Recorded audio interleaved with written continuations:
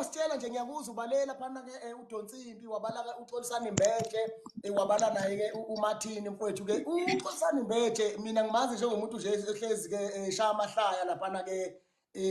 ku TikTok na ku Facebook umuntu onjani nje mawuhleli naye awusithi iqaphu umuntu onjani uMbete makuthiwa nje uhleli naye live. Hayi uXosani Mbete umuntu onamahlaya kakhulu noma uhleli naye nje uvela ayibhedele nje noma uthi uyambingelela evele ebheke nje leceleni uvela ubona ukuthi enye indoda lena saze sayijwayela ngoba uyagcina yangena ku TikTok ke yagcina ikhuphuka ngoba idumile ke ngayithatha nami ngayifaka e-studio ngoba ngibona ukuthi lo muntu lona ngiyakwazi ukumaketha abantu ngaye ngikwazi nami ukuthi igama lami livele kubantu. Wena kahle kahle oba negalelo ekuncedeni ke uXosani Mbete. Ikakhulukazi impela naye ngakusho lokho mina ngaqala ngamthatha ngamfaka e-studio ngoba abantu sebemthatha nje naye sekwazi ukukhipha ingoma. Yebo. Kunjani impela. Yazi ngiyafisa mani we Yellow Bone Lezwe mfethu ngiyazi khona abantu abazothi kunevukane ngenza nje umzekelo yebo anti kanjani.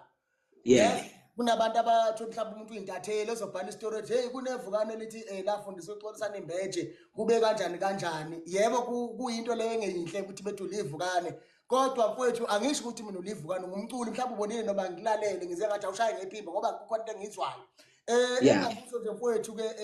ngiyabonga kakhulu kuba nenhliziyo onayo mfowethu yokwazi ukumukela abantu kahle nami ngoba ngize ngakumukela lapha ke enkundleni zokuxhumana abasilokhu sixoxa nawe sifonelana ngaze ngithatha isinqumo sokuthi ngikulethe ku live kaMjozana ingoba ngibone ukukhula bathi psychologically ke ngokwesilungu umuntu okhulile kakhulu psychologically noXolisani Mbete naye ngiyajabula kakhulu mangabe ngizwa umsuka wakhe ukuthi ke ungamunye wabantu abamxhasile ukuthi usebenzisane naye wanaye e-studio nanokuthi ke usebenze nensizwa ke ebeni yazi njengesithe engakhulumi uMathini so ngiyajabula kakhulu mfowethu usabona Mdumba kapelepele mfowethu uthi saluthi bafu I'm busy but ukudlula nje uMdumba kapelepele bafowethu insizwa bafowethu ke ekwazi ukuqopha maduzane nje nizobona ivideo yakho uMdumba kapelepele lapha ke angidwebe khona so sengiyaqala ngiyangena kubantu nama artist ayangidweba ke uMdumba kapelepele ke lo wekade ke engidweba nizoyibona ke ivideo la angidwebe khona.